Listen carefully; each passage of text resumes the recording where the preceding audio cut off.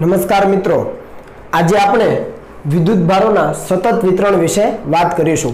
મિત્રો, આ વિદ્યુત ભારનું સતત વિતરણ છે એનો કન્સેપ્ટ આપણે અગાઉ દાખલાઓમાં ઘણી બધી વખત ઉપયોગ કરી લીધો છે અને આપણને એ પણ ખ્યાલ છે કે ભાઈ વિદ્યુત ભાર છે એનું સતત વિતરણ કઈ રીતે હોઈ શકે। તો આગળ આપણે ભણી ગયા એ મુજબ કે વિદ્યુત ભાર છે કોઈ રેખા ઉપર પથરાયેલો હોઈ શકે અથવા એ વિદ્યુત ભાર છે કોઈ પૃષ્ઠ ઉપર પથરાયેલો હોઈ શકે, એટલે કે દ્વિપરિમાણમાં પથરાયેલો હોઈ શકે, અથવા કોઈ વિદ્યુત ભાર છે એ કોઈ કદમાં એટલે કે ત્રિપરિમાણમાં પથરાયેલો હોઈ શકે। તો એના આધારે એના ત્રણ વિતરણ બને, એક રેખીય વિતરણ, બીજું પૃષ્ઠ વિતરણ અને ત્રીજું કદ વિતરણ। આપણે વન બાય વન સમજીએ એટલે ખ્યાલ આવે। આપણે પહેલું લઈએ વિદ્યુત ભારનું રેખીય વિતરણ। કેવું લઈએ? વિદ્યુત ભારનું રેખીય વિતરણ। ચાલો, વિદ્યુત ભારનું રેખીય વિતરણ એનો મતલબ શું? તો કે વિદ્યુત ભાર કોઈ સુરેખા પર પથરાયેલો હોય, હે ને? એટલે અહીંયા આપણે ડાયરેક્ટ લખી શકીએ કે વિદ્યુત ભાર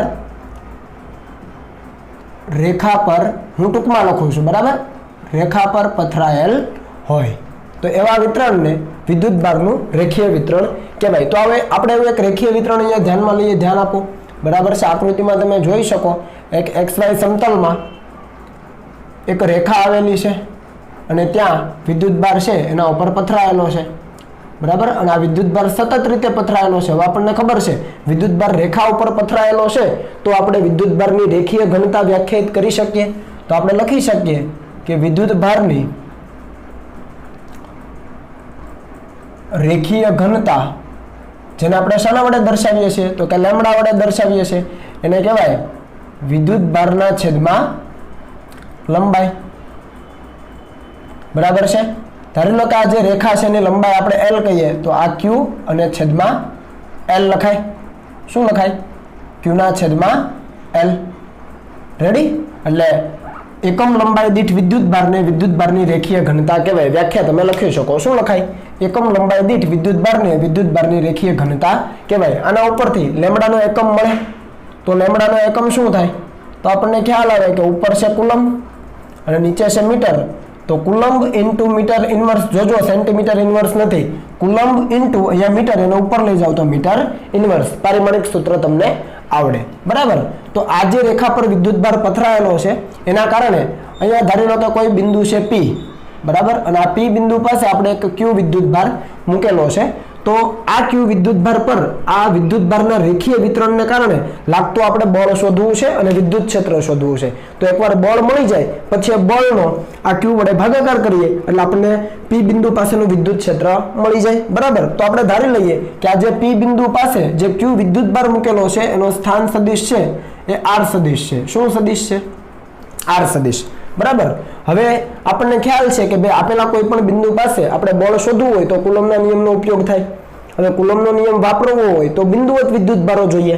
આ તો બિંદુવત વિદ્યુત ભાર છે જ, પણ આ રેખા પરનો જે વિદ્યુત ભાર છે બિંદુવત નથી। તો શું કરવું પડે? તો આપણને ખ્યાલ આવે કે આ જે રેખા પરનો વિદ્યુત ભાર છે ને નાના નાના ખંડમાં વિભાજિત કરી દો।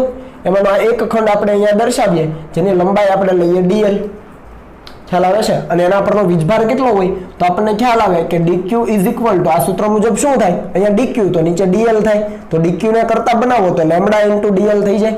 તો આના પરનો વીજભાર થઈ ગયો લેમ્બડા ઇન્ટુ dl। સમજ આવે છે? કેમ કે આ સમગ્ર વિદ્યુત ભાર છે સતત રીતે પથરાયેલો છે તો એમાં સૂક્ષ્મ વિદ્યુત ભાર આપણે લઈએ એના માટે એક નાનકડો આપણે રેખાખંડ વિચારીએ dl લંબાઈનો। તો dl લંબાઈના રેખાખંડ પર કેટલો? તો કે લેમ્બડા ઇન્ટુ dl। આ કન્સેપ્ટનો ઉપયોગ આપણે આગળ પણ દાખલામાં કર્યો છે। તો હવે આ બિંદુવત વિદ્યુત ભાર કહેવાય। આ બિંદુવત વિદ્યુત ભાર ક્યાં છે? આ નાનકડા એવા ખંડ પર, બરાબર। અને એનો આપણે સ્થાન સદિશ ધારી લઈએ કે R ડેશ સદિશ છે, બરાબર। તો આ R ડેશ સ્થાન સદિશ ધરાવતો જે dq વિદ્યુત ભાર છે એના કારણે આ જે R સ્થાન સદિશ ધરાવતો q વિદ્યુત ભાર છે એના પર લાગતું બળ શોધી શકાય મિત્રો। તો આપણે લખી શકીએ કે અહીંયા બળ એટલે dF, કેમ કે સૂક્ષ્મ બળ હશે, is equal two k q1 એટલે q, q2 એટલે dq છેદમાં આપણે લખી શકીએ R માઇનસ R ડેશ અને એનો વર્ગ। ખ્યાલ આવે છે આ વસ્તુ કે નથી ખ્યાલ આવતો? બરાબર। અને અહીંયા આપણે એકમ સદિશ પણ લખી શકીએ। અને જો તમારે આ રીતે ન લખવું હોય અને સીધું જો તમને સૂત્ર યાદ હોય તો મિત્રો આપણે ડાયરેક્ટ પણ લખી શકીએ। એ આપણે અહીંયા લખીએ, જુઓ, આપણે સીધું બળનું સૂત્ર લખી શકીએ dF is equal two k q1 Q2 બરાબર Q1 Q2 છેદમાં માનાંકમાં પરનો સ્થાન સદિશ અને વડેનો સ્થાન સદિશ અને એનો ઘન અને અહીંયા પરનો સ્થાન સદિશ માઇનસ વડેનો સ્થાન સદિશ યાદ આવે છે આવું કઈ બરાબર કે Q1 Q2 છેદમાં r માઇનસ r ડેશ અને અહીંયા r માઇનસ r ડેશ પણ અહીંયા ક્યુબ આવશે રેડી r એટલે q નો સ્થાન સદિશ જેના પર બળ લાગે છે એનો સ્થાન સદિશ અને r ડેશ એટલે જેના વડે લાગે છે એનો સ્થાન સદિશ આના વડે આના પર તો પરનો પહેલા માઇનસ વડેનો પછી આ વસ્તુ આપણે કીધેલી છે તો આપણને મળી ગયું સૂક્ષ્મ બળ ખ્યાલ આવે છે હવે કુલ બળ મેળવવા માટે શું કરવું પડે તો આપણને ખ્યાલ આવે કે કુલ બળ મેળવવા માટે આજે આપણને બળ મળેલું છે અને આપણે સંકલન કરવું પડે અને આ સંકલન આપણે કરીએ તો આવું લખાય કે Q dq છેદમાં r માઇનસ r ડેશ આખાનો ઘન અહીંયા આવે r માઇનસ r ડેશ આ તો ઈઝી છે હવે અહીંયા k અને q તો અચળ છે તો બહાર કાઢી શકાય તો અહીંયા આપણે લખી શકીએ કે k q ઇન્ટિગ્રેશનમાં dq અને dq ની કિંમત તમે આ મૂકી શકો લેમ્ડા ઇન્ટુ dl અને છેદમાં સદિશ r માઇનસ r ડેશ આખાના માનાંકનો ઘન સદિશ r માઇનસ r ડેશ ખ્યાલ આવે છે ઓકે હવે અહીંયા તમને એકવાર બળ મળી જાય પછી વિદ્યુત ક્ષેત્ર મળી જાય કયા બિંદુ પાસે p બિંદુ પાસે તો વિદ્યુત ક્ષેત્ર શું લખાય તો આપણને ખ્યાલ આવે કે વિદ્યુત ક્ષેત્ર લખી શકાય E = F/Q મુજબ આ જે વિદ્યુત ભાર છે એના વડે ભાગાકાર કરી દો એનો મતલબ કે આ q ને અહીંયા છેદમાં જવા દો તો શું વધે તો આપણને ખ્યાલ આવે કે k ઇન્ટિગ્રેશનમાં dq છેદમાં માનાંકમાં r માઇનસ r ડેશ એનો ઘન અને r માઇનસ r ડેશ તો આ મળી ગયું વિદ્યુત ક્ષેત્ર ખ્યાલ આવે છે કર્યું છે શું માત્ર ને માત્ર એ જે વિદ્યુત ભાર રેખા પર પથરાયેલો હતો એનું આપણે નાનકડા એવા ખંડમાં વિભાજન કરી દીધું અને એના પરનો સૂક્ષ્મ વિદ્યુત ભાર ગણી લીધો હવે આ બિંદુવત વિદ્યુત ભાર આ પણ બિંદુવત વિદ્યુત ભાર તો બંને વચ્ચે બળ શોધી લીધું એકવાર બળ મળી જાય પછી કુલ બળ મેળવવા આ જે સૂક્ષ્મ બળ છે એનું સંકલન કરીએ તો અહીંયા સંકલન તો અહીંયા પણ સંકલન ખ્યાલ આવે છે અને આ કેવું સંકલન તો આપણને ખબર છે સમગ્ર રેખા પરનું એટલે તમે અહીંયા લખી શકો રેખા શું લખી શકો રેખા શું લખી શકો રેખા એટલે કે રેખા સંકલન કરવાનું છે બરાબર એકવાર તમને બળ મળી જાય પછી વિદ્યુત ક્ષેત્ર F/Q મુજબ મળી જાય Q એટલે જેના પર બળ લાગે છે એ વિદ્યુત ભાર આપણે ખરેખર જો તમને ખબર હોય તો આપણે એકમ ધન વિદ્યુત ભાર પર લાગતા બળને વિદ્યુત ક્ષેત્ર કહેતા અહીંયા એકમ ધન નથી અહીંયા Q છે તો Q વિદ્યુત ભાર પર લાગતું બળ એટલે P બિંદુ પાસેનું વિદ્યુત ક્ષેત્ર તો મળી જાય આ જ રીતે આજે આપણે રેખીય વિતરણ ભણ્યા એવી જ રીતે આપણે એનું પૃષ્ઠ વિતરણ પણ ભણી શકીએ તો હવે હું ટૂંકમાં લખીશ વિદ્યુત ભારનું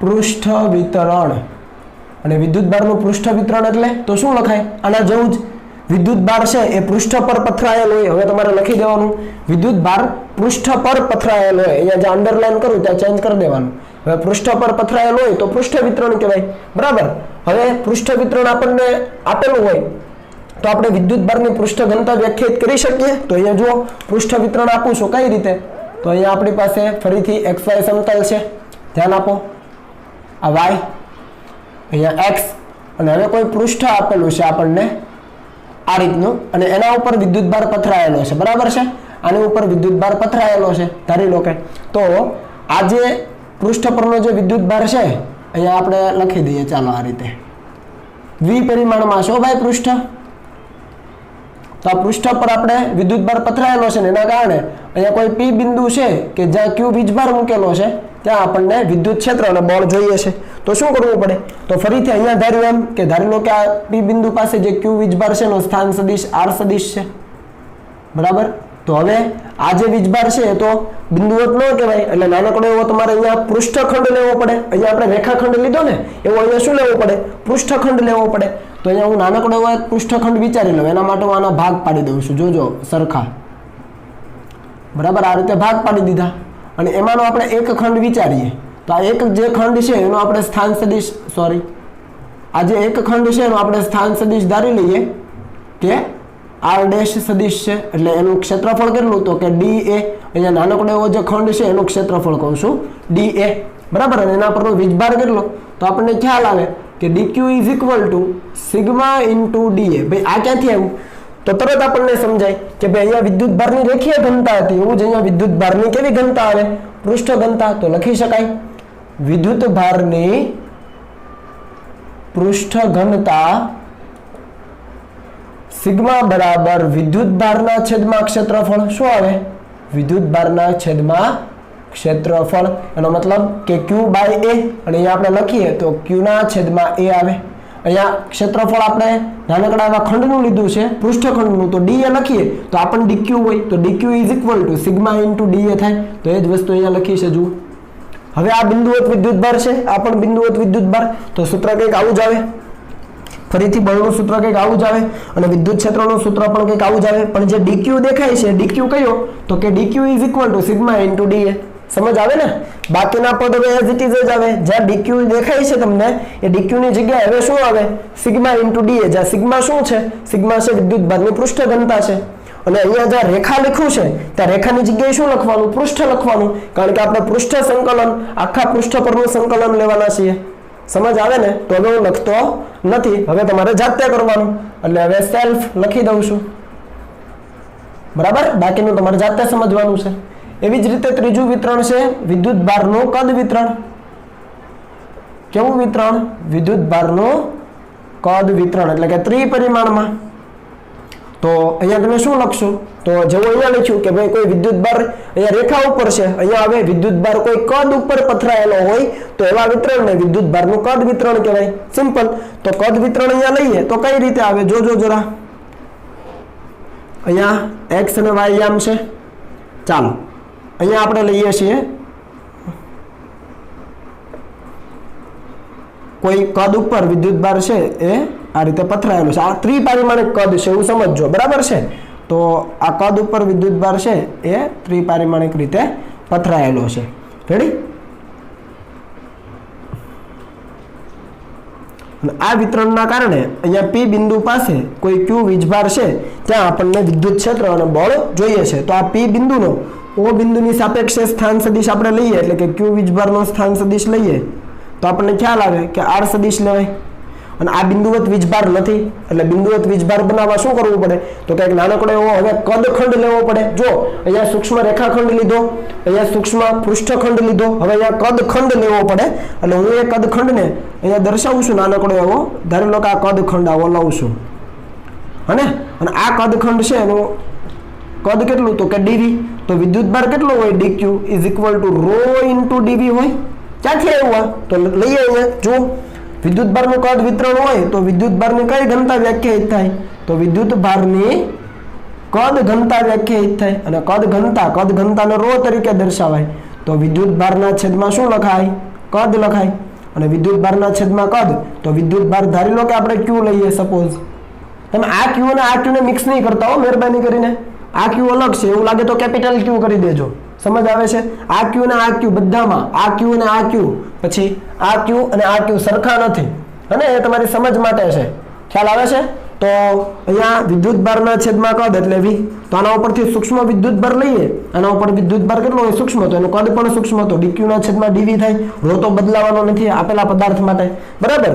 તો dq is equal to rho into dv લખાય. જો અહીંયા આવી ગયું dq is equal to rho into dv.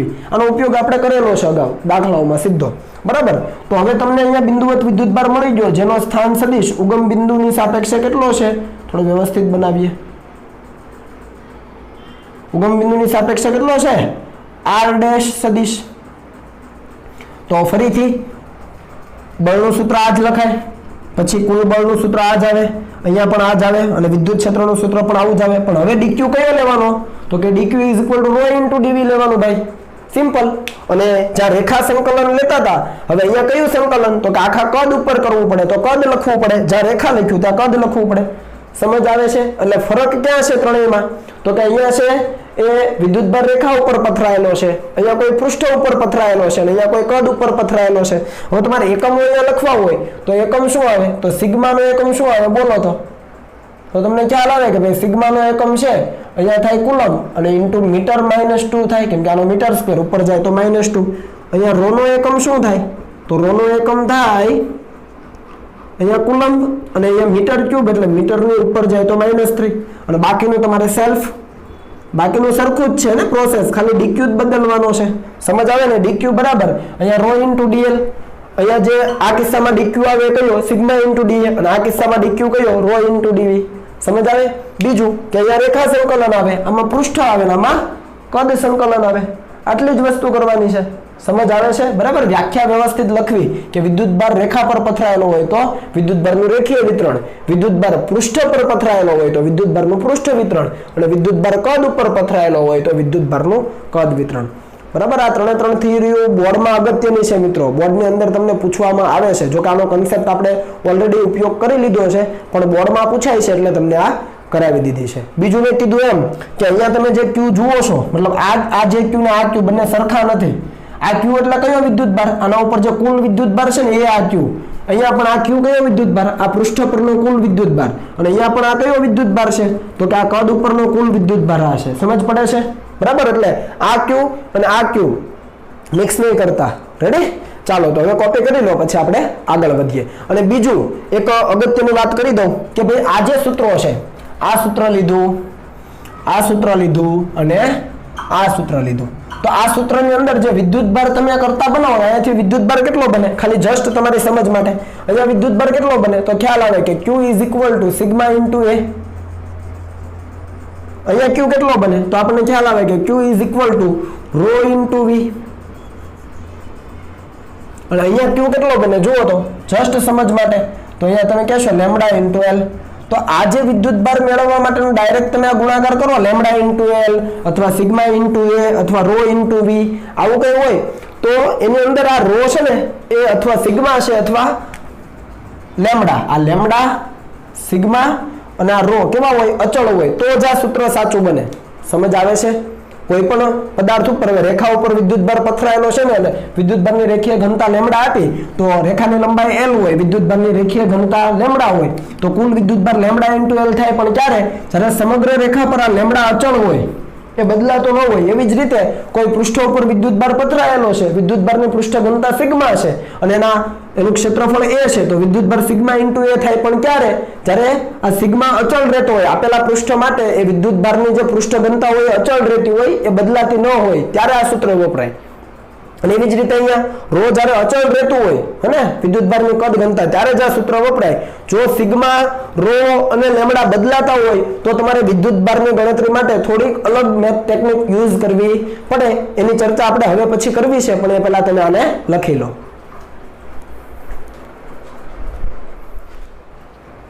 ચાલો મિત્રો, આગળ જે આપણે વાત કરી કે ભાઈ જો લેમ્ડા, સિગ્મા અને ρ અચળ ન હોય અને એ બદલાતા હોય તો એવા સંજોગોમાં વિદ્યુતભાર કઈ રીતે ગણી શકાય, એના આધારિત ત્રણેયનો એક એક દાખલો લીધો છે. તો આપણે જોઈએ કે ભાઈ એ ત્રિજ્યાના વર્તુળના પરિઘ પર વિદ્યુતભારની રેખીય ઘનતા લેમ્ડા આપી છે, લેમ્ડા 0 * cos² θ છે. તો આ વર્તુળના પરિઘ પરનો કુલ વિદ્યુતભાર શોધો. અને આપણને હિન્ટ આપી છે સંકલન 0 થી 2π cos² θ * dθ બરાબર આપણે પાઈ લઈ લેવાનું છે.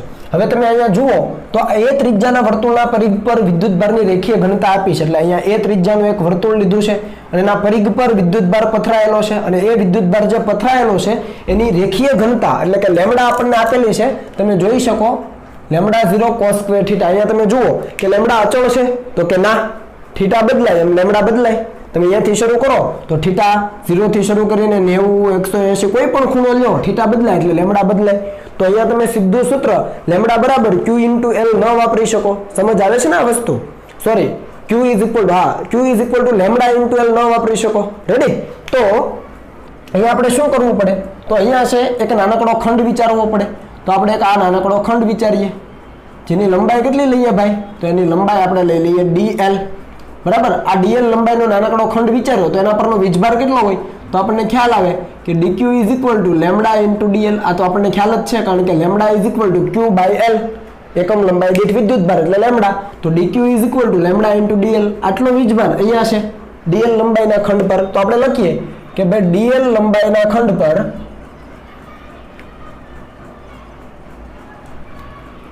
સૂક્ષ્મ વિદ્યુતભાર, કારણ કે કુલ વિદ્યુતભાર તો આપણે કેપિટલ Q કહીએ, તો અહીંયા સૂક્ષ્મ વિદ્યુતભાર કેટલો હોય? તો કે dq = લેમ્ડા * dl ભાઈ. આ લેમ્ડા * dl. હવે આ લેમ્ડા કેટલો? તો આપણને ખબર છે લેમ્ડા 0 cos² θ. આ dl ને મેળવીએ તો dl મેળવવા માટે તમે જુઓ આ dl છે અહીંયા કેન્દ્ર સાથે કંઈક ખૂણો બનાવે, ધ્યાન આપજો. અહીંયા આ dl છે, ચાપના નાનકડો એવો જે ખંડ છે એ શું બનાવે તો કે અહીંયા કંઈક ખૂણો બનાવે. ધારી લો કે ખૂણો કેટલો છે તો એ ખૂણાને આપણે કહીએ ડી થીટા. તો આ ડી થીટા શું લખાય તો આપણને ખ્યાલ આવે કે ખૂણો બરાબર ચાપ, ચાપ એટલે ડીએલ છેદમાં ત્રિજ્યા, ત્રિજ્યા એ છે. ખૂણો બરાબર ચાપ ડીએલ છેદમાં ત્રિજ્યા એ. તો આના ઉપરથી તમે શું લખી શકો, આના ઉપરથી ડીએલ લખી શકાય એ ઇન્ટુ ડી થીટા. તો અહીંયા ડીએલ ની કિંમત લખી એ ઇન્ટુ ડી થીટા. સમજ પડી આ વસ્તુ? ઓકે. તો હવે તમે અહીંયા જોઈ શકો કે ભાઈ અહીંયા તમને સૂત્ર મળી જાય છે લેમડા 0 એ cos square theta into D theta બરાબર ડી ક્યુ. આ નાનકડી ચાપ પરનો વિદ્યુતભાર તમને મળી ગયો. આપણને શું કીધું છે, આપણને કીધું છે કે વર્તુળના પરિઘ પરનો કુલ વિદ્યુતભાર. તો કુલ વિદ્યુતભાર માટે શું કરવું પડે તો આપણને ખબર છે કે q is equal two integration D ક્યુ. અને આ ઇન્ટિગ્રેશન એટલે લેમડા 0 એ cos square theta into D theta. હવે અહીંયા લેમડા 0 અચળ છે, એ પણ અચળ છે, રિંગની ત્રિજ્યા અચળ છે. તો cos square theta into D theta ખાલી અચળ પદ છે. એની લિમિટ કેટલી થાય તો તમે અહીંયાથી શરૂ કરો આ એક બિંદુથી અને ફરીને પાછા આખો રાઉન્ડ પૂરો કરો તો 0 થી 2π થાય. તો અહીંયા 0 થી 2π થાય. સમજ આવે? તો અહીંયાથી તમે લેમડા 0 એ કોમન કાઢી લો અને બાકી જુઓ integration 0 to 2π cos square theta D theta. તો એ તો અહીંયા આપ્યું છે જુઓ પાઈ લેવાનો. તો સીધી કિંમત મૂકી દો પાઈ. તો આપણને કુલ વિદ્યુતભાર Q મળી ગયો લેમડા 0 ઇન્ટુ એ ઇન્ટુ પાઈ. સમજ પડી? શું કર્યું નાનકડો ખંડ લીધો એના પરનો વીજભાર ગણ્યો, એના પરનો વીજભાર ગણ્યો જે તે કિંમતો મૂકી ચલની એનો આપણે લિમિટ સેટ કરીને કુલ વિદ્યુતભાર ગણી લીધો. અહીંયા બીજું જોઈએ જુઓ આકૃતિમાં દર્શાવેલો એ લંબાઈની બાજુ ધરાવતા ચોરસ પર વિદ્યુતભારની પૃષ્ઠ ઘનતા આપી છે સિગ્મા બરાબર sigma 0 into x into y છે. તો આ ચોરસ પર કુલ વિદ્યુતભાર શોધો. હવે અહીંયા સિગ્મા 0 અચળ છે, જેવી રીતે અહીંયા લેમડા 0 અચળ હતું એમ અહીંયા સિગ્મા 0 અચળ છે. તો જુઓ વિદ્યુતભારની પૃષ્ઠ ઘનતા અચળ છે તો કે ના, એક્સ અને વાય ઉપર બદલાય, એક્સ એમ અને વાય એમ બદલાય તો સિગ્મા બદલાય. એટલે આપણું સીધું જે સૂત્ર હતું Q બરાબર સિગ્મા ઇન્ટુ એ, Q બરાબર સિગ્મા ઇન્ટુ એ સૂત્ર ડાયરેક્ટ નહીં વપરાય. ખ્યાલ આવે? તો શું કરવું પડે તો કે આ જે આપણને ચોરસ આપ્યું છે એ બાજુની લંબાઈ વાળું એમાં એક નાનકડું એવું તમે પૃષ્ઠખંડ વિચારો. શું વિચારવાનું છે? નાનકડું એવું પૃષ્ઠખંડ વિચારો. એની લંબાઈ લ્યો dx અને પહોળાઈ લ્યો dy. ખૂબ સૂક્ષ્મ છે તો જેટલું dx હોય એટલું dy હોય અને બિંદુવત કહી શકાય. તો આનું ક્ષેત્રફળ કેટલું થાય તો આપણને ખ્યાલ આવે કે આનું ક્ષેત્રફળ થાય dA ઇઝ ઇક્વલ ટુ લંબાઈ ગુણ્યા પહોળાઈ એટલે કે dx ઇન્ટુ dy. સમજ આવે ને? નાના પરનો વીજભાર કેટલો થાય તો કે dq is equal to sigma into da. આ બંને વસ્તુ ક્લિયર છે? આનું ક્ષેત્રફળ dx ઇન્ટુ dy સૂક્ષ્મ ક્ષેત્રફળ અને dq is equal to sigma into da મુજબ આપણે એના પરનો વિદ્યુતભાર ગણી શકીએ. તો હું ડાયરેક્ટ લખું કે આ પૃષ્ઠ પરનો વિદ્યુતભાર dq is equal to sigma into da. Sigma આપ્યો છે કેટલો તો કે સિગ્મા 0 xy અને da કેટલો તો આપણને ખ્યાલ આવે dx ઇન્ટુ dy. સમજ પડી ને? dx એટલે સૂક્ષ્મ લંબાઈ, dy એટલે સૂક્ષ્મ લંબાઈ. તો અહીંયાથી આપણને ખ્યાલ આવી ગયો કે ભાઈ સિગ્મા 0 x dx અને y dy આવું આપણને મળે છે સૂક્ષ્મ વિદ્યુતભાર. ચાલો આ સૂક્ષ્મ વિદ્યુતભાર મળી ગયો. હવે કુલ વિદ્યુતભાર માટે q is equal two integration dq. અને હવે જો સિગ્મા 0 અચળ તો બહાર કાઢી લો અગાઉ. હવે ઇન્ટિગ્રેશન ક્યાં કરવાનું તો જુઓ અહીંયા x dx એટલે x અક્ષ ઉપર પણ કરવાનું, y અક્ષ ઉપર પણ કરવાનું. તો આ જે ચોરસ પ્લેટ આપી છે આપણને બાજુ ધરાવતો જે ચોરસ આપ્યો છે એ બાજુ ધરાવતો તો x અક્ષ પર કેટલું માપ તો કે 0 થી a, અહીંયાથી આ બાજુનું માપ કેટલું a અને અહીંયાથી 0 થી a.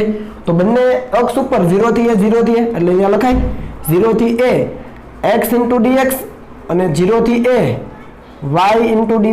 જુઓ સિગ્મા 0 અચળ x dx એની લિમિટ કેટલી તો કે 0 થી a, કારણ કે x અક્ષ ઉપર 0 થી a સુધી છે પ્લેટ અને એવી જ રીતે y અક્ષ ઉપર 0 થી a સુધી તો 0 થી a y dy. હવે આનું કરો એટલે x²/2 અને લિમિટ મૂકો એટલે a²/2 આવે. એવું જ અહીંયા a²/2 આવશે બરાબર. તો તમે જવાબ લાવશો ને તો તમને જવાબ મળશે સિગ્મા 0 a²/2 એટલે કે a²/4. તો આ થઈ ગયો તમારો ચોરસ પ્લેટ પરનો કુલ વિદ્યુતભાર. સમજ આવે ને? એટલે વિદ્યુતભાર પહેલા તમારે સૂક્ષ્મ ગણવો પડે અને પછી કુલ વિદ્યુતભાર ગણવા સંકલન કરવાનું. હવે ત્રીજો દાખલો છે કદ માટે છે એ તમને હોમવર્કમાં આપું કે r ત્રિજ્યાના ગોળા પર વિદ્યુતભારની કદ ઘનતા આપી છે. જુઓ ρ0 ઇન્ટુ r, ρ બરાબર ρ0 ઇન્ટુ r. તમે જોઈ શકો ρ અચળ નથી એટલે સીધું સૂત્ર તમે q બરાબર ρ ઇન્ટુ v ન વાપરી શકો બરાબર. તો તમને કદ ઘનતા આપી છે જ્યાં r છે ગોળાના કેન્દ્રથી અંતર છે તો ગોળા પરનો કુલ વિદ્યુતભાર ગણો. આના જેવું જ કરવાનું કે dq બરાબર ρ ઇન્ટુ dv આવે. રો ઇન્ટુ ડીવી, નાનકડો એવો ખંડ લેવાનો, એનો તમારે કદ ડીવી શોધી લેવાનું, એ ડીવી મૂકી દેવાનું, આ તમને રો અહીંયા હોય તો રો ની કિંમત છે મૂકી દેવાની અને તમને ડીક્યુ મળે, અને ડીક્યુ મળે પછી શું કરવાનું તો કે એનું સંકલન કરવાનું, અને તમારે આર છે એ કેન્દ્રથી કીધું છે એટલે મતલબ કેન્દ્રથી સપાટી સુધી જવાનું, તો લિમિટ તમારી થાય 0 થી કેપિટલ આર. સમજ આવે તો તમે જવાબ લાવજો, તમને જવાબ મળી જશે. બરાબર, હું અહીંયા તમને જવાબ આપતો નથી પણ તમારે જાતે ટ્રાય કરવાની છે. એવી જ રીતે જો અહીંયા તમારે વિચારવું હોય તો અહીંયા તમને જે લેમડા આપ્યો એના જગ્યાએ ધારી લો કે લેમડા બરાબર લેમડા 0 cos સ્ક્વેર થીટા ની જગ્યાએ ખાલી cos થીટા આપ્યું હોય, અહીંયા cos સ્ક્વેર થીટા છે ત્યાં ખાલી cos થીટા આપ્યું હોય તો q કેટલો આવે તમારે જાતે ગણવાનું છે. બરાબર, એટલે અહીંયા લખું છું સેલ્ફ, તો આ તમારે જાતે કરવાનું. બરાબર, એનો જવાબ પણ હું તમને આપતો નથી. ક્લિયર છે? ઓકે, તો આ રીતે સિમ્પલ મેથડ ફોલો કરીને તમે જવાબ મેળવી શકો. તો હવે કોપી કરી લો, પછી આપણે આગળ વધીએ. ચાલો મિત્રો આગળ વધીએ. સ્વાધ્યાયનો દાખલા નંબર 2.16, એમાં બે પાર્ટ આપેલા છે, વન બાય વન આપણે જોઈએ. ફર્સ્ટ પાર્ટ છે કે દર્શાવો કે સ્થિત વિદ્યુત ક્ષેત્રના લંબ ઘટકનું વિદ્યુત ભારિત સપાટીની એક બાજુથી બીજી બાજુ સુધી અસતતપણું E2 સદિશ માઇનસ E1 સદિશ dot n caret is equal to sigma upon 2 epsilon 0 દ્વારા અપાય છે. એટલે સૂત્ર આપણને કયું કીધું છે? તો સૂત્ર આપણને કીધું છે કે ભાઈ વિદ્યુત ક્ષેત્રનું અસતતપણું છે એ E2 સદિશ માઇનસ E1 સદિશ આખા કૌંસની બહાર n caret is equal to sigma upon epsilon 0 સૂત્ર વડે અપાય છે. આવું સાબિત કરવાનું છે, જ્યાં n કેરેટ એ બિંદુને સપાટીને દોરેલો લંબ સદિશ છે. ટૂંકમાં n કેરેટ છે એ આપેલી સપાટીને દોરેલો લંબ એકમ સદિશ છે, અને સિગ્મા એ તે બિંદુએ વિદ્યુત ભારની પૃષ્ઠ ઘનતા છે. આ વસ્તુ આપણે જાણીએ છીએ. n કેરેટની દિશા બાજુ 1 થી બાજુ 2 તરફ છે. n કેરેટની દિશા ક્યાંથી ક્યાં કીધી? બાજુ 1 થી બાજુ 2 તરફ. તો અહીં આપણે ધારી લઈએ કે ધારી લો કે આપણી પાસે કોઈ સમતલ છે, આવો આપણે ભણી ગયા છે, યાદ છે ગાઉસના નિયમનો ઉપયોગ કર્યો ત્યારે. એના ઉપર વીજભાર છે પથરાયેલો છે, આના ઉપર શું પથરાયેલું છે? વીજભાર પથરાયેલો છે. બરાબર, આપણે આને બાજુ 1 કહીએ અને આને બાજુ 2 કહીએ. તો આપણને કીધું છે કે n કેરેટની દિશા બાજુ 1 થી બાજુ 2 તરફ, એટલે n કેરેટની દિશા આ તરફ છે. સમજ આવે છે? તો આ n કેરેટ હોય તો આ તરફ શું હોય? માઇનસ n કેરેટ હોય. આ પણ તમને સમજાઈ જાય. આ તરફ n કેરેટ હોય તો આ સમતલ છે આ રીતે, તો આ બાજુ n કેરેટ, તો આ બાજુ માઇનસ n કેરેટ. બરાબર, તો આ પરથી દર્શાવો કે સુવાહકની અંદર સુવાહકની તરત બહાર વિદ્યુત ક્ષેત્ર sigma upon 2 epsilon 0 sigma upon epsilon 0 અને n કેરેટ છે, અને આપણને હિન્ટ લેવાની કીધી છે કે એ માટે ગૌસના નિયમનો ઉપયોગ કરો. એટલે આ સાબિત કરવા માટે આપણે ગૌસના નિયમનો ઉપયોગ કરવાનો છે. ઓકે, તો અહીંયા આવી જઈએ. હવે ગૌસના નિયમનો ઉપયોગ કરીએ એટલે ગૌસિયન સપાટી જોઈએ. તો આપણે તમને યાદ હોય તો આ સમતલમાંથી પસાર થતું આપણે એક નળાકારીય ગાઉસિયન પૃષ્ઠ લીધેલું, એટલે કંઈક આવી પરિસ્થિતિ. ખ્યાલ આવે છે કે આવું ભૂલી ગયા છો? બરાબર, આ નળાકારીય ગાઉસિયન પૃષ્ઠ લઈ લીધું આપણે. ચાલો, બરાબર, અહીંયા આપણે લખી શકીએ GS. પહેલા તો આપણે આ સાબિત કરીએ, આ સાબિત કરવાનું છે. બરાબર છે, આ ગાઉસિયન સરફેસ લઈ લીધી છે આપણે. હવે જુઓ, આ ગાઉસિયન પૃષ્ઠ પરનું આ બિંદુ લઈ લો. આ 2 નંબરની જે સપાટી છે ત્યાં વિદ્યુત ક્ષેત્ર ક્યાં હોય? તો આપણને ખબર છે સમતલને લંબ રૂપે. હવે હું થોડો સ્પીડમાં જઈશ. એનો ક્ષેત્રફળ સદિશ કઈ તરફ હોય? તો કે આ તરફ જ હોય. ધારી લો કે એનો ક્ષેત્રફળ સદિશ આપણે a કહીએ તો a સદિશ પણ આ તરફ જ હોય. બરાબર, એવી જ રીતે ડાબી બાજુની સપાટી એટલે 1 નંબર માટે કહીએ તો આ બિંદુએ વિદ્યુત ક્ષેત્ર આ દિશામાં હોય. બરાબર છે, 1 નંબર માટે ધારી લો કે આપણે E1 કહીએ, અહીંયા આપણે E2 સદિશ કહીએ, કારણ કે અહીંયા E1 E2 છે. બરાબર, એટલે 2 નંબરની સપાટી માટે E2, 1 નંબરની સપાટી માટે E1. અને અહીંયા વિદ્યુત ક્ષેત્રફળ સદિશ ક્યાં હશે? તો કે આ તરફ હશે, સદિશ A. અહીંયા પણ સદિશ A. આટલી વસ્તુ ક્લિયર થઈ? ઓકે, ચાલો વક્ર સપાટી ઉપર આવી જઈએ. વક્ર સપાટી માટે વાત કરીએ તો વક્ર સપાટી પરના બિંદુએ ક્ષેત્રફળ સદિશ ક્યાં હોય? હવે સૂક્ષ્મ લઈએ તો આના માટે D એ સદિશ આ તરફ હોય, અને વિદ્યુત ક્ષેત્રનો સદિશ ક્યાં હોય? તો કે આ રીતે હોય. ક્લિયર છે? આ બાજુ E2, આ બાજુ વિદ્યુત ક્ષેત્ર E2 કીધું, તો અહીંયા બંને વચ્ચેનો ખૂણો 90 ડિગ્રીનો. એવી જ રીતે આ તરફનો કોઈ આપણે ખંડ લઈએ નાનકડો એવો, તો શું થાય? તો કે D એ સદિશ આ તરફ હોય, ઉપર તરફ. અને આ બાજુ શું આવે? તો કે E1 સદિશ આવે. આ વસ્તુ ક્લિયર થાય છે ને? અહીંયા પણ ખૂણો કેટલો બન્યો? 90 ડિગ્રી. આપણને કીધું છે કે આના માટે ગાઉસના નિયમનો ઉપયોગ કરો. તો ગાઉસનો નિયમ શું કહે છે? તો ડાયરેક્ટ હું લખું છું, તમે થિયરી લખજો. E ડોટ dA એટલે કે કુલ flux is equal to Q in upon epsilon 0. હવે આ E ડોટ dA કોના માટે? તો કે બધી સપાટી માટે 1 2 અને વક્ર સપાટી. ખ્યાલ આવે છે? તો આપણે વક્ર સપાટી માટે વિચારો તો E1 અને dA વચ્ચેનો ખૂણો 90 એટલે E એ cos 90 ફ્લક્સ 0. અહીંયા પણ E2 dA cos 90 ફ્લક્સ 0. એટલે વક્ર સપાટી માટે ફ્લક્સ કેવું થયું?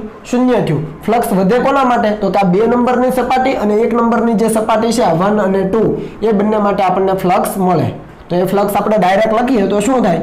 ઇન્ટિગ્રેશન E પેલા આના માટે લખીએ તો E2 dA બરાબર છે. ધારો કે આના માટે આપણે dA લખીએ એટલે તમને ખ્યાલ આવે. બધા માટે આપણે dA લખીએ. ચાલો અહીંયા પણ આપણે dA લખી દઈએ. નાનકડો એવો આપણે ખંડ લઈએ તો dA લખવો પડે ને પહેલા, પછી આપણે આખાનું લઈશું. આખી જે વર્તુળાકાર સપાટી છે બંને બાજુ આ વર્તુળાકારનું આખાનું કેપિટલ હશે. રેડી? ચાલો E dA cos 0 લખાય કારણ કે E2 જે દિશામાં એ જ દિશામાં dA વત્તા અહીંયા શું લખાય? તો અહીંયા લખાય E1 dA cos 0 કારણ કે જે દિશામાં E1 છે એ જ દિશામાં dA છે. અને આના માટે શું લખાય? વક્ર સપાટી માટે 0. તો હું ડાયરેક્ટ 0 લખી દઉં છું. સમજ આવે છે?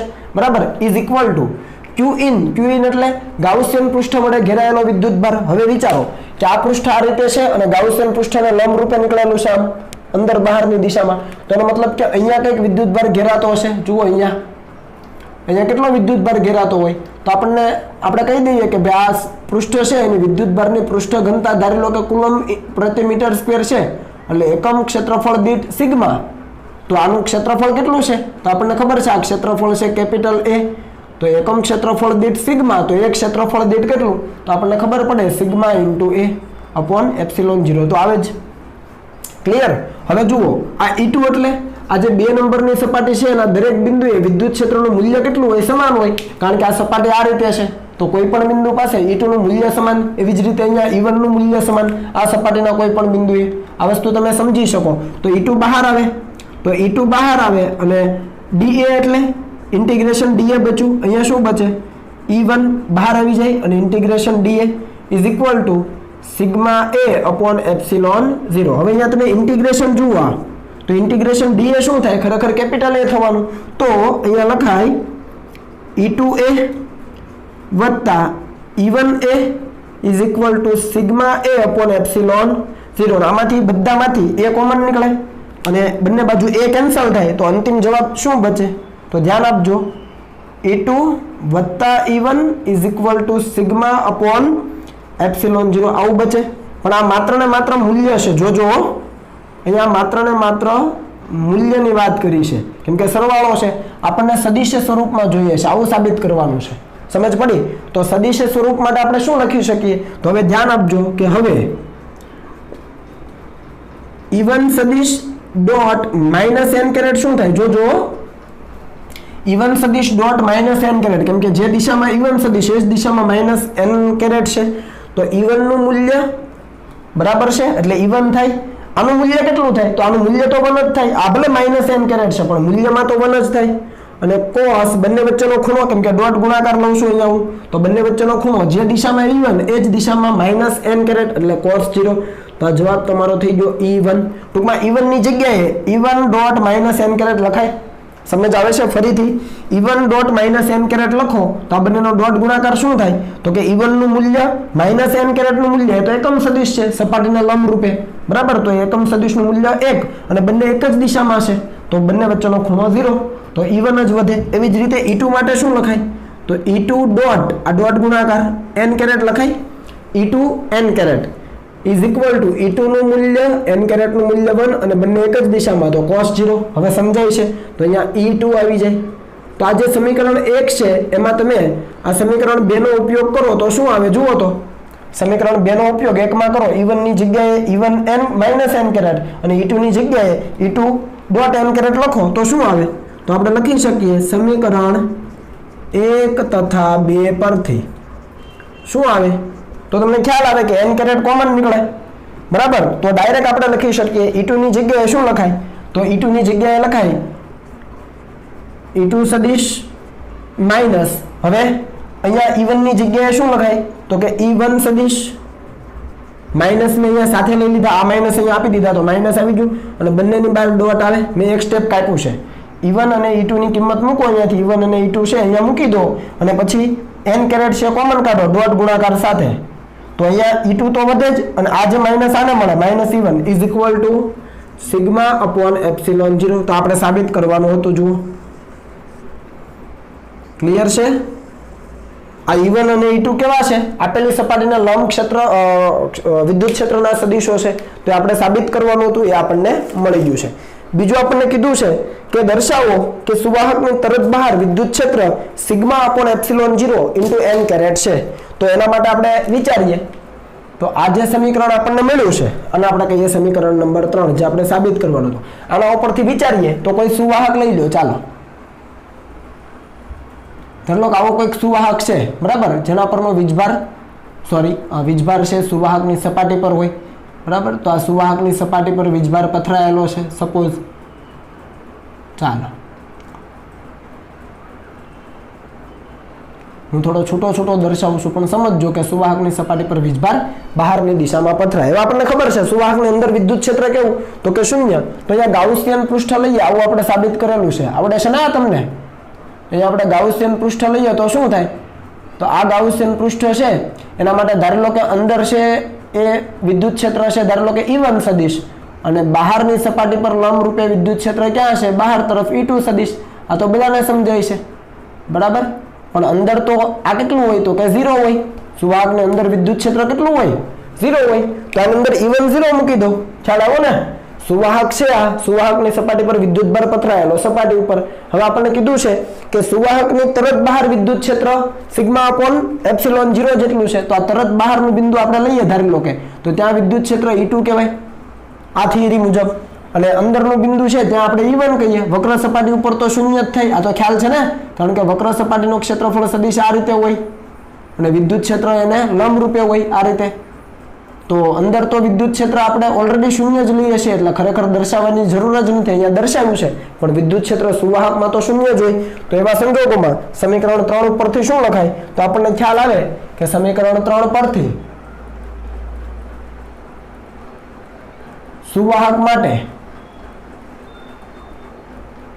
શું લખાય? તો આપણને ખ્યાલ આવે કે E2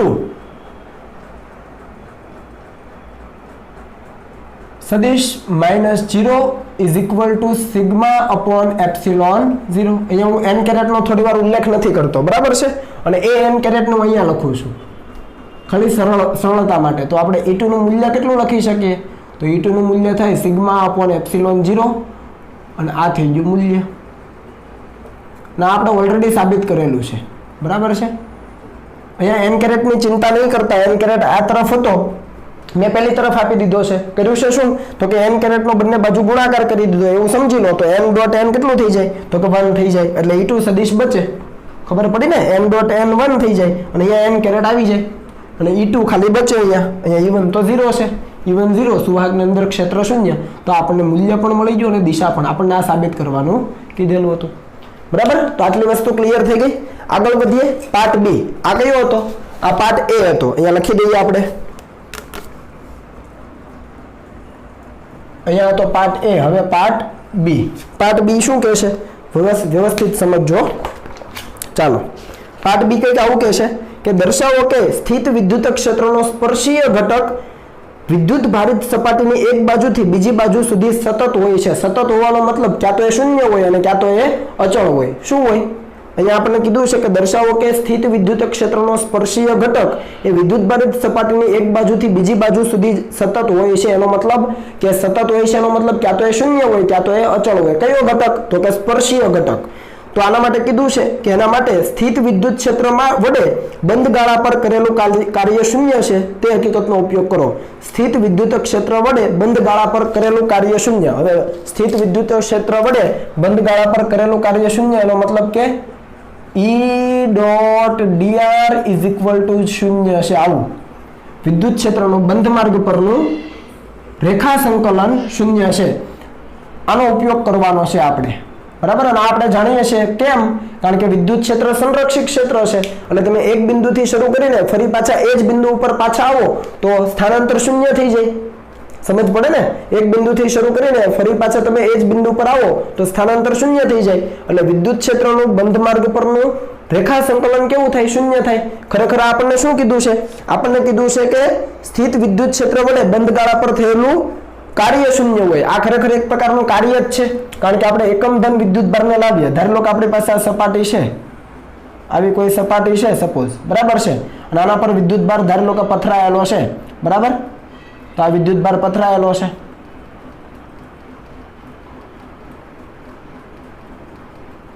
હવે આ વિદ્યુત ભાર સપાટી ઉપર છે એ વિતરિત થયેલો છે તો એના કારણે એના આજુબાજુ વિદ્યુત ક્ષેત્ર પણ હશે તો જ્યારે પણ આપણે વિદ્યુત ભારને એક બિંદુથી બીજા બિંદુએ લઈ જઈએ એકમ ધન વિદ્યુત ભારને તો કાર્ય ખરેખર કેટલું થાય તો કે F.dr થાય આપણે કાર્ય આ સૂત્રથી આપીએ છીએ ખ્યાલ આવે છે ને આ વસ્તુ F.dr પણ આપણે એકમ ધન વિદ્યુત ભારને લઈ જવાનો છે તો એકમ ધન વિદ્યુત ભાર લઈ જઈએ તો F/q એટલે ઈ જ થઈ જવાનું તો એ જ છે અને બંધ માર્ગ ઉપર તો E.dr એ કાર્ય કેવું થાય શૂન્ય થાય તો એ જ હકીકતનો ઉપયોગ છે સમજ આવે બરાબર તો આ જ વસ્તુ આપણે આગળ પણ ભણેલા હતા અને અહીંયા હવે ધારી લઈએ કે આ સુવાહકને કારણે કોઈ પણ બિંદુએ વિદ્યુત ક્ષેત્ર છે એક આ રીતે છે કઈ રીતે છે આ રીતે બરાબર આ છે વિદ્યુત ક્ષેત્ર જે આપણે અહીંયા લખ્યું છે સદિશ E તો આના બે ઘટકો પડાય એક સપાટીને સમાંતર ઘટક પડે હું લખું છું E પેરેલલ અને બીજો પડે સપાટીને લંબ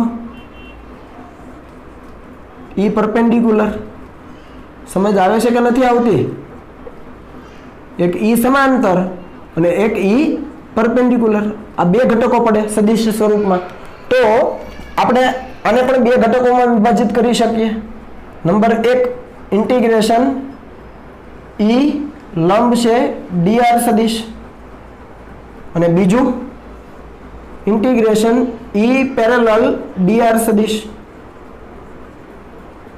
આ રીતે થાય કે ન થાય થાય ને તો આપણને શું કીધું છે તો આપણને કીધું છે કે તો દર્શાવો કે સ્થિત વિદ્યુત ક્ષેત્રનો સ્પર્શીય ઘટક એટલે કે સ્પર્શીય ઘટક એટલે આ કહેવાય E પેરેલલ એ વિદ્યુત ભારિત સપાટીની એક બાજુથી બીજી બાજુ પર તમે જાઓ મતલબ એક બાજુથી કોઈ પણ બીજી બાજુ પર જતા રહો બરાબર તો એના માટે સતત હોય છે ટૂંકમાં E પેરેલલ છે એ સતત હોય છે એવું સાબિત કરવાનું છે તો તમે જુઓ E લંબ અને .dr તો dr કઈ બાજુ તો આપણે આ સપાટીથી ધારી લો કે આ એક બિંદુથી બીજા બિંદુ તરફ ચાલીએ છીએ આ રીતે સપાટીની ફરતે આ રીતે ચાલીએ છીએ બરાબર છે અહીંયા અને પાછા એ જ બિંદુ ઉપર આવીએ તો અહીંયા સ્થાનાંતર અને E લંબ કેવા છે પરસ્પર લંબ છે ખ્યાલ આવે ને સ્થાનાંતર આ તરફ અને E લંબ છે વિદ્યુત ક્ષેત્રનો લંબ ઘટક એ તો સ્થાનાંતરને લંબ છો તો E લંબનું મૂલ્ય dr અને cos 90 તો આ કેવું થાય 0 થાય સમજ પડી જે દિશામાં સ્થાનાંતર છે એના લંબ છે આ E સદિશનો જે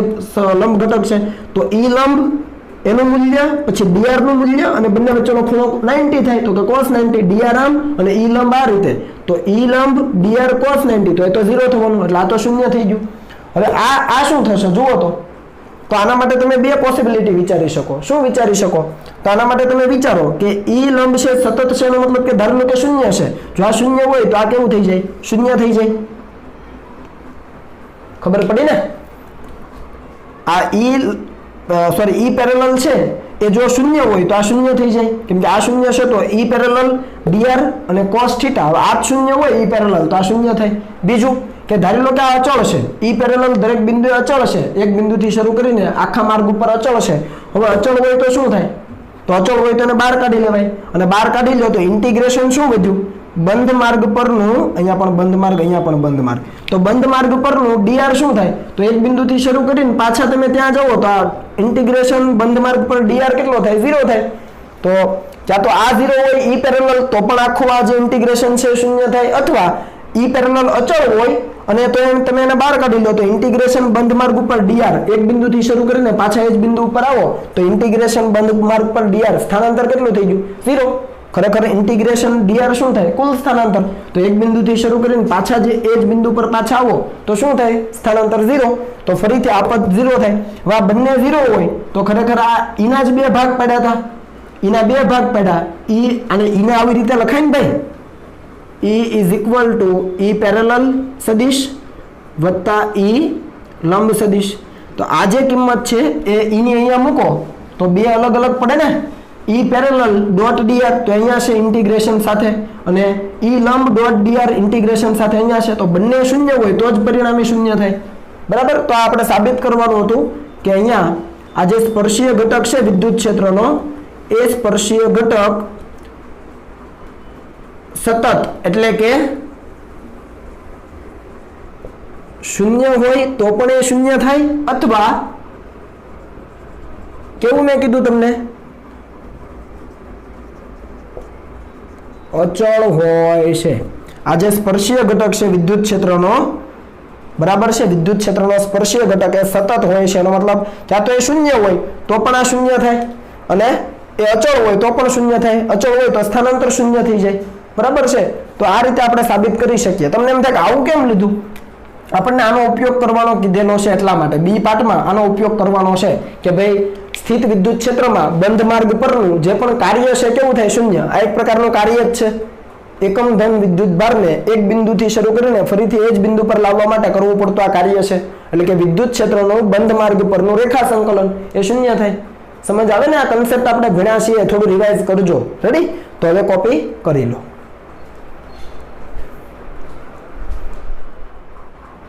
ચાલો મિત્રો થોડા દાખલા જોઈ લઈએ. તો આપણને રકમ આપી છે કે ભાઈ પી બિંદુ પાસે વિદ્યુત ક્ષેત્ર શોધો. આકૃતિમાં તમે જોઈ શકો એક ગોળો દર્શાવેલો છે અને વિદ્યુત ભાર એના ઉપર સમાન રીતે વિતરિત છે.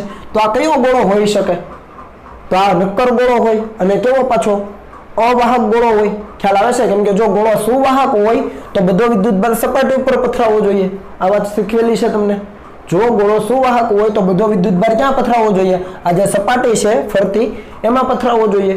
પણ અહીંયા વિદ્યુત ભાર છે સમગ્ર કદમાં વિતરિત થયો. એનો મતલબ આ છે એ નક્કર અવાહક ગોળો છે, જે આપણે ગાઉસના નિયમમાં આગળ ભણી ચૂક્યા છીએ, બરાબર. તો આ નક્કર અવાહક ગોળો છે જેની અંદર વિદ્યુત ભાર સમાન રીતે વિતરિત થયેલો છે, જેની વિદ્યુત ભારની કદ ઘનતા ρ કુલમ પ્રતિ મીટર ક્યુબ છે. હવે એમાં અહીંયા એક નાની એવી ગોળી કાપી લીધી છે. આખો એક ગોળો છે એમાંથી નાની એવી ગોળી કાપી લીધી છે અને એની અંદર એક પી બિંદુ આવેલું છે. અહીંયા તમે જોઈ શકો અહીંયા એક પી બિંદુ છે. ત્યાં પી બિંદુ પાસે આપણને વિદ્યુત ક્ષેત્ર શોધવાનું કીધું છે. તો પી બિંદુ પાસે વિદ્યુત ક્ષેત્ર શોધવું હોય તો શું કરવું પડે? તો આવું મિત્રો તમે દ્રવ્યમાન કેન્દ્રમાં કરતા હતા. ખ્યાલ છે? ગોળો હોય એમાંથી નાની ગોળી કાપી લો, પછી પરિણામી જે તંત્ર બચ્યું એનું તમે દ્રવ્યમાન કેન્દ્ર શોધતા હતા. અહીંયા કંઈક એવું જ કરવાનું છે કે ભાઈ પી બિંદુ પાસે તમારે પરિણામી વિદ્યુત ક્ષેત્ર જોઈએ છે. તો સમગ્ર ગોળાને કારણે, આ નક્કર ગોળાને કારણે કેટલું ક્ષેત્ર હોય એ ગણી લો અને એમાંથી આ જે ગોળીનું જે વિદ્યુત ક્ષેત્ર હોય એ બાદ કરી દો એટલે તમને પરિણામી વિદ્યુત ક્ષેત્ર મળી જાય. સમજ પડી? ફરીથી આખા નક્કર ગોળાને લીધે જ્યારે આ ગોળી નથી કાપી ત્યારે આખા નક્કર ગોળાના લીધે પી બિંદુ પાસે વિદ્યુત ક્ષેત્ર કેટલું એ ગણી લો. હવે એમાંથી આજે એકલી ગોળી જે આપણે બાદ કરી દઈએ છીએ, કાઢી લઈએ છીએ, એનું કેટલું વિદ્યુત ક્ષેત્ર હોય પી બિંદુ પાસે એ ગણી લો અને બંનેની બાદબાકી કરી દો એટલે પરિણામી વિદ્યુત ક્ષેત્ર મળી જાય. તો જોઈએ આપણે કે આપેલ અવાહક ગોળાની અંદર વિદ્યુત ક્ષેત્ર. કેમ અંદર વિદ્યુત ક્ષેત્ર? કારણ કે આખો ગોળો જ્યારે હોય, આખો ગોળો, ત્યારે આ પી બિંદુ તમે ગણો તો આખા ગોળાની અંદરનું બિંદુ છે અને આપણે અંદરના બિંદુ માટે વિદ્યુત ક્ષેત્રનું સૂત્ર આપેલું છે કે કેપિટલ ક્યુ આર છેદમાં આર ક્યુબ. જ્યાં આર શું છે? તો કે ગોળાના કેન્દ્રથી આપેલા બિંદુનું અંતર. ગોળાના કેન્દ્રથી આપેલા બિંદુનું અંતર. હવે અહીંયા ક્યુ શું છે? તો ક્યુ એટલે આખા ગોળા પરનો કુલ વિદ્યુત ભાર.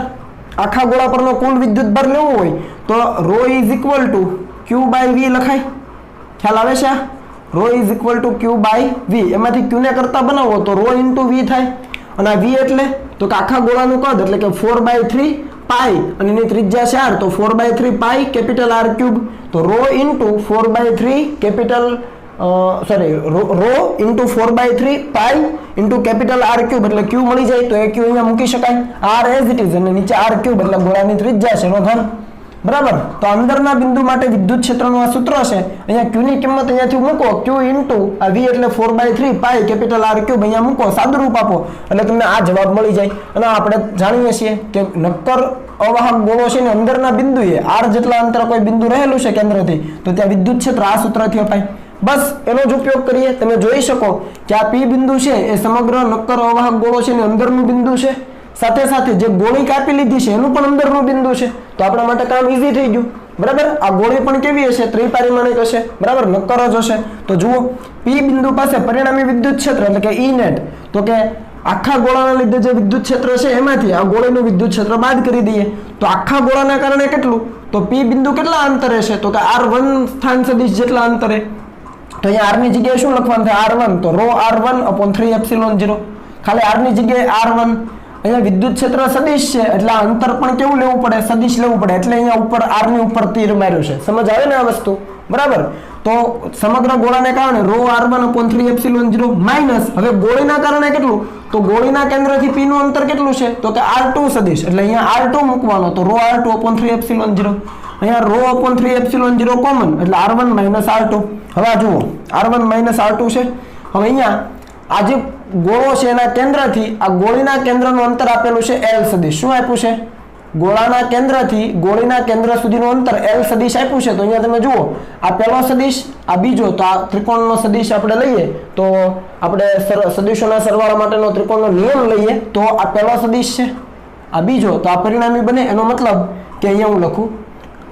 r1 સદિશ ઇઝ ઇક્વલ ટુ આ પરિણામી r1 એટલે l પ્લસ r2 બરાબર તો l સદિશ પ્લસ r2 સદિશ આવું થાય ખ્યાલ આવે ને આકૃતિમાં આ પહેલો સદિશ આ બીજો l plus r2 is equal two પરિણામે r1 તેના ઉપરથી તમે l ને કરતા બનાવો તો r1 માઇનસ r2 લખાય તો જુઓ r1 માઇનસ r2 શું થાય તો l સદિશ થાય તો rho ઇન્ટુ l સદિશ છેદમાં 3 એપ્સિલોન 0 તમે જુઓ l સદિશ કઈ દિશામાં છે તો કે આ જે o અને o' છે એને જોડતી રેખા o અને o' ને જોડતી રેખા પર એનો મતલબ કે વિદ્યુત ક્ષેત્ર કઈ દિશામાં છે તો કે l સદિશની દિશામાં તો અહીંયા એ જ લખ્યું છે કે નાના ગોળાના કેન્દ્ર પર વિદ્યુત ક્ષેત્ર જેટલું જ વિદ્યુત ક્ષેત્ર અંદરના દરેક બિંદુએ મળે આ અંદરનું દરેક બિંદુ એટલે આ p બિંદુ પાસે o બિંદુ પાસે ક્ષેત્ર હોય ક્યાં તો આપણને તરત ખ્યાલ આવે આ દિશામાં હોય કેમ કે l સદિશની દિશામાં જુઓ અહીંયા આ જુઓ l સદિશની દિશામાં e સદિશ હોય તો l સદિશ જે દિશામાં છે એ દિશામાં e સદિશ એનો મતલબ કે નાના ગોળાના કેન્દ્ર પર વિદ્યુત ક્ષેત્ર જેટલું વિદ્યુત ક્ષેત્ર અહીંયા નાના ગોળાના કેન્દ્ર પર વિદ્યુત ક્ષેત્ર ક્યાં છે આ તરફ તો એટલું જ વિદ્યુત ક્ષેત્ર અંદરના દરેક બિંદુએ મળે એનો મતલબ તમે અહીંયા કોઈ બિંદુ લો તો ત્યાં પણ વિદ્યુત ક્ષેત્ર અહીંયા જ મળે અહીંયા p બિંદુ પાસે તમે લો તો ત્યાં પણ આ દિશામાં જ મળે ખ્યાલ આવે છે તો આ રીતે છે વિદ્યુત ક્ષેત્ર મળે કારણ કે સમીકરણ r1 સદિશ અને r2 સદિશ ઉપર આધારિત નથી સીધો l સદિશ ઉપર જ આવી ગયું જુઓ બંને જે ગોળા છે એક નાનો ગોળો ને એક મોટો ગોળો એના કેન્દ્રને જોડતો જે સ્થાન સદિશ એના ઉપર જ આધારિત છે સમજ આવે ને આ વસ્તુ ટૂંકમાં આખાનું વિદ્યુત ક્ષેત્ર કેટલું એમાંથી ગોળીનું બાદ કરી દો એટલે પરિણામી મળી ગયું એવો જ બીજો જોઈએ ફરીથી રકમ એ જ p બિંદુ પાસે વિદ્યુત ક્ષેત્ર શોધો અહીંયા જોઈ શકો તમે અહીંયા એક સમતલ આપેલું છે આ રીતનું આ રીતે બરાબર અનંત વિસ્તારનું સમતલ છે એના પરની વિદ્યુત ભારની પૃષ્ઠ ઘનતા સિગ્મા કુલમ પ્રતિ મીટર સ્ક્વેર છે અને એ સમતલ છે એમાંથી a ત્રિજ્યાની તકતી કાપી લીધી છે આ a ત્રિજ્યાની શું છે તકતી લખવું હોય તો લખી દઈએ અહીંયા a ત્રિજ્યાની તકતી છે અને એ તકતીના એક્ઝેક્ટ કેન્દ્ર ઉપરથી તકતીને લંબ રૂપે h જેટલા અંતરે p બિંદુ આવેલું છે આ p બિંદુ પાસે વિદ્યુત ક્ષેત્ર જોઈએ છે તો તમે જોઈ શકો કે આ p બિંદુ એ તકતીની અક્ષ ઉપર છે આપણે મોટા ભાગે x અંતર લેતા હતા અહીંયા h આપેલું છે અને તકતીની ત્રિજ્યા આપણે r લેતા ત્યાં સ્મોલ a આપેલું છે તો અહીંયા p બિંદુ પાસે ક્ષેત્ર હોય કોના કારણે તો આખા સમતલના કારણે પહેલા મેળવી લો એમાંથી આ તકતીનું બાદ કરી દો જે ભાગ કાપ્યો હોય એને બાદ કરી દેવાનો તો આખા સમતલને કારણે કેટલું તો કે સિગ્મા અપોન 2 એપ્સિલોન 0 જાણીએ કારણ કે અનંત વિસ્તારનું સમતલ છે તો એના માટે વિદ્યુત ક્ષેત્ર સિગ્મા અપોન 2 એપ્સિલોન 0 હવે એમાંથી શું બાદ કરવાનું તો માઈનસ હવે તકતીનું વિદ્યુત ક્ષેત્ર હવે તમે જુઓ કે આ તકતી માટે આ p બિંદુ છે એ તકતીની અક્ષ ઉપર છે વ્યવસ્થિત જુઓ તો તકતી માટે આ p બિંદુ તકતીની અક્ષ ઉપર છે અને કેટલા અંતરે તો કે h જેટલા અંતરે તકતીની ત્રિજ્યા છે a તો સિગ્મા અપોન 2 એપ્સિલોન 0 કૌંસમાં 1 માઈનસ આ અંતર x લેતા હતા એની જગ્યાએ આ અક્ષ પરનું અંતર કેટલું છે તો કે x ની જગ્યાએ અહીંયા h છે તો h લખવું પડે વર્ગમૂળમાં r² + x² એટલે કે r એટલે ત્રિજ્યા a² + h² તો આ જે બાદબાકી કરેલું પદ છે એ છે તકતીના કારણે એની અક્ષ ઉપરના બિંદુએ વિદ્યુત ક્ષેત્ર તો સમતલના કારણે જે વિદ્યુત ક્ષેત્ર મળે એમાંથી તકતીના કારણે એની અક્ષ પરના બિંદુએ વિદ્યુત ક્ષેત્ર જે મળે બાદ કરી દો એટલે તમને p બિંદુ પાસેનું પરિણામી ક્ષેત્ર મળી જાય એની દિશા ક્યાં હોય તો કે ઉપર તરફ આ સમતલ છે એને લંબ ઉપર તરફ એટલે તમારે જો દર્શાવવું હોય તો તમે અહીંયા p બિંદુ પાસે વિદ્યુત ક્ષેત્રની દિશા આ રીતે દર્શાવી શકો ખ્યાલ આવે છે ને આ વસ્તુ તો બરાબર તો આ રીતે કરવાનું થાય આવું તમે દ્રવ્યમાન કેન્દ્રમાં કરતા જ હતા રેડી હજુ એક દાખલો જોઈએ એટલે ખ્યાલ આવે p અને q બિંદુ પાસે વિદ્યુત ક્ષેત્ર ગણવાનું છે આકૃતિ જુઓ ફરીથી કેવો ગોળો છે આ નક્કર અવાહક ગોળો કેવો નક્કર અવાહક ગોળો એટલે વિદ્યુત ભારનું સતત વિતરણ થયેલું છે હવે જોજો આ ગોળો છે આખો એની ત્રિજ્યા છે 4r કેટલી છે 4r અને એની અંદરથી એક સ્મોલ r ત્રિજ્યા સોરી કેપિટલ R ત્રિજ્યાનો એક નાનકડી ગોળી કાપી લીધી છે આખો ગોળો છે 4r ત્રિજ્યાનો એમાંથી કેપિટલ R ત્રિજ્યાની એક ગોળી કાપી લીધી છે અને એક ગોળી છે એનું કેન્દ્ર એ મૂળ ગોળાના કેન્દ્રથી 2r અંતરે છે વ્યવસ્થિત જોજો આ જે ગોળી કાપી લઈએ છીએ r ત્રિજ્યાની ગોળી એનું કેન્દ્ર એ મૂળ ગોળાના કેન્દ્રથી 2r જેટલા અંતરે છે બરાબર અને આ જે ગોળો છે એમાંથી પસાર થતી જે અક્ષ છે એમાંથી મધ્ય બિંદુથી 8r જેટલા અંતરે p બિંદુ છે અને અહીંયા મધ્ય બિંદુથી r જેટલા અંતરે q બિંદુ તો p અને q પાસે વિદ્યુત ક્ષેત્ર જોઈએ છે બરાબર તો હવે ખાસ સમજજો હવે p પાસે વિદ્યુત ક્ષેત્ર હોય કોના કારણે તો આપણને ખબર પડે કે ભાઈ સમગ્ર ગોળાના કારણે જે વિદ્યુત ક્ષેત્ર હતું એમાંથી આ ગોળી આપણે કાપી લઈએ એટલે એનું એટલું ઘટી જાય ને તો બાદ કરી દેવું પડે સમજ આવે ધારો કે ગોળી નથી કાપી આખો ગોળો એમ જ છે તો વિદ્યુત ક્ષેત્ર p પાસે કંઈક મળે હવે ગોળી કાપી લઈએ તો અમુક વિદ્યુત ક્ષેત્ર ઘટી જાય એ કોનું ઘટ્યું તો કે આ ગોળી કાપી લીધું એનું તો એ બાદ કરી દેવું પડે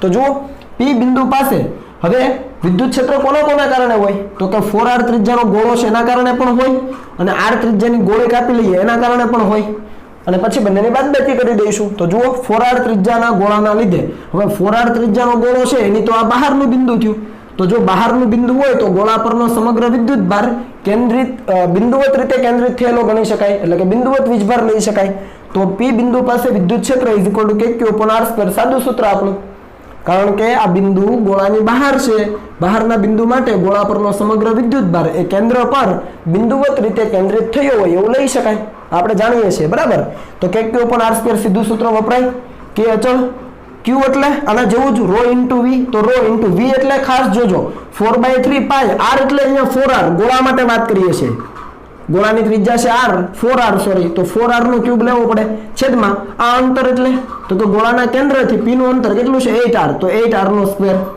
ખ્યાલ આવે ને અંતર લેવામાં ભૂલ ન થાય સાદું રૂપ આપો એટલે ρr ના છેદમાં 3ε0 મળે રેડી એવી જ રીતે આ r ત્રિજ્યાની જો ગોળી છે એના કારણે કેટલું ક્ષેત્ર હોય તો આપણે ગણી લઈએ તો r ત્રિજ્યાના ગોળાના કારણે અથવા ગોળીના કારણે કેટલું ક્ષેત્ર તો કે એને આપણે કહીએ EP' kq/r² કારણ કે આ p બિંદુ આ ગોળીની બહારનું બિંદુ કહેવાય તો kq/r² બિંદુવત વિદ્યુત ભારના વિદ્યુત ક્ષેત્રનું સૂત્ર લગાવાય હવે જુઓ k અચળ q એટલે ρ * v ફરીથી ρ એઝ ઇટ ઇઝ v એટલે 4/3 પાઈ અને અહીંયા ગોળાની r ત્રિજ્યાનો ગોળો છે એની ત્રિજ્યા તો r જ છે તો r નો ક્યુબ ખાલી અને એના કેન્દ્રથી અંતર કેટલું તો કે ટોટલ 8r હતું અને આ બંને વચ્ચેનું 2r છે તો અહીંયાથી બાકી કેટલું રહ્યું 6r તો 6r નો સ્ક્વેર સાદુરૂપ આપો એટલે ρr ના છેદમાં 108ε0 બચે તો પરિણામી વિદ્યુત ક્ષેત્ર શોધવું હોય તો આખા ગોળાના કારણે જે ક્ષેત્ર હતું એમાંથી આ ગોળીનું બાદ કરી દો તો પરિણામી વિદ્યુત ક્ષેત્ર EP - EP'